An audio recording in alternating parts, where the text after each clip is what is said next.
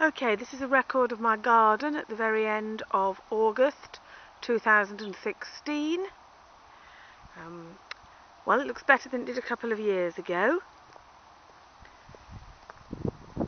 Over in the front here I've got some bedding plants in for the first time. I've rather past it, but I've got some pansies in the front here. Some flowering tobacco behind that. And that's largely it. My mesembryanthemums have just about had it. In fact, I think they have had it. There's the weeds.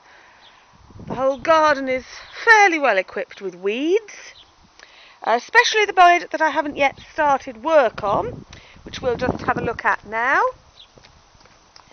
So this bed doesn't look too bad if I turn it that way from the road, because we've got some rather pretty rose hips forming, apart from the lemon balm, which is still poking out from under the hydrangea bush.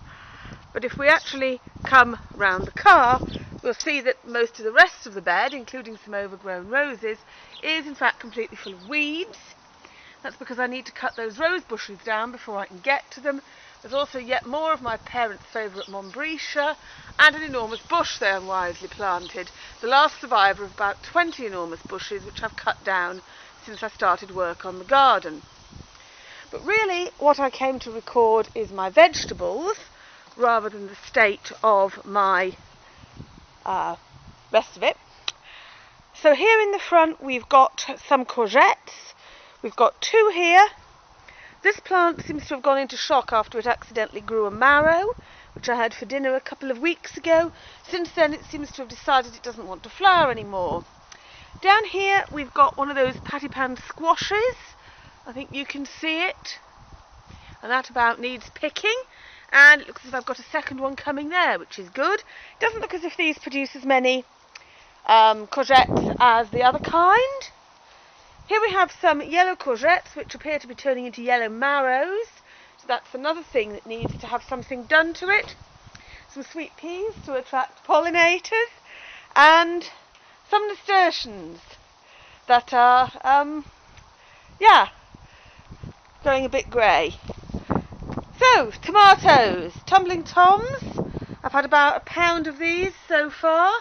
There are some more coming, as you can see here. And then this is the herb bed.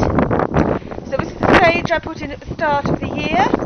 Chervil, my third attempt at chervil. The first two disappeared into the slugs. I've got some Chinese chives, growing garlic chives, a couple more over there.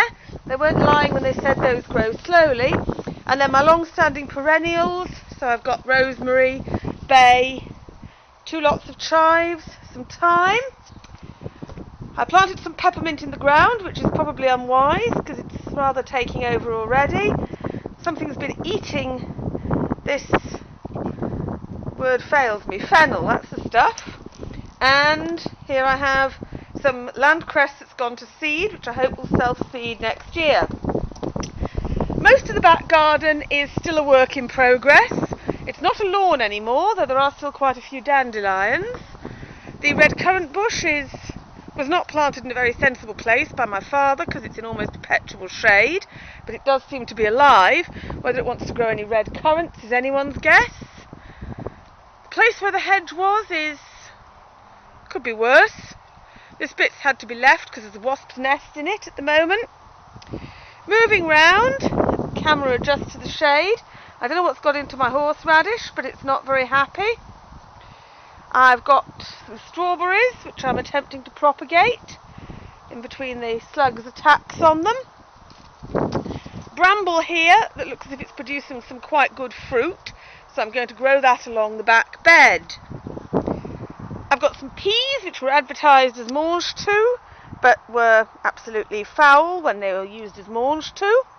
And here I have my first cucumber growing on the rather healthier cucumber plant.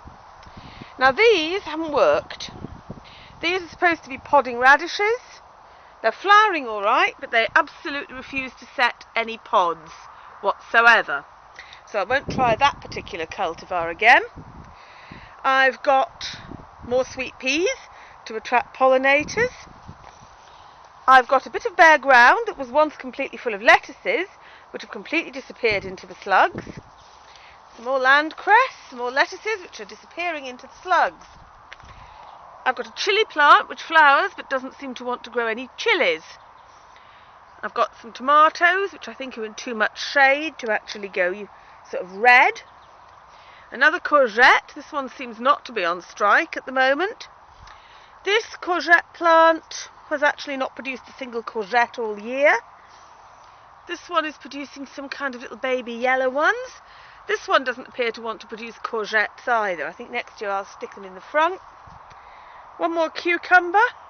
That doesn't appear to be producing any cucumbers.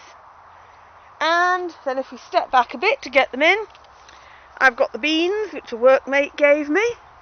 I thought they were meant to be green beans, but they appear to be French beans, in spite of the fact their flowers are sort of pink rather than red. Okay. The remains of some lettuces the slugs have had. Here's the gooseberry I put in last year. And the raspberries I put in, well, actually just early this year, I put those in. Some lettuces that have gone to seed after the slugs had most of them. A tomato, no, that's not a tomato, that's a cabbage. Let's try again, the tomato's over there.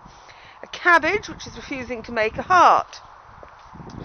Some more nasturtiums, which have actually come out rather better than the ones in the front, so I'll plant them here again.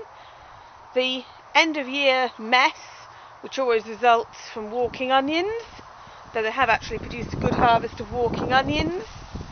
Those little alpine strawberries that I put in at the very start of the year are doing all right. Here I have some miniature beans which don't appear to have any leaves because the slugs have had them, but strangely that hasn't actually inhibited them from making beans. I'm not sure how they do that. Another tomato, a spare raspberry because the nursery that sold them to me can't count. Another gooseberry bush that my aunt gave me, rather smaller, but it is perking up since I repotted it last week. 2 cabbages that the slugs have had. The only onion that germinated out of the 100 or so I planted from seed. Some more dandelions, we'll ignore those. Some more chervil, because I got so sick of the slugs eating it in the front, I planted some in the back. What else have we got? Some chard, we'll ignore the bit that's in flower, I'll cut that off in a minute. But that looks as if it should stand through the winter, so say the books. There is my tarragon, which amazingly survived being flooded last year and being stuck in the kitchen all winter. And then I have some more peppermint, less healthy looking, in a pot. And I think that's about everything. As I say, this end of the garden is still a work in progress and to be dealt with next year. Right, that's my record for 2016 finished.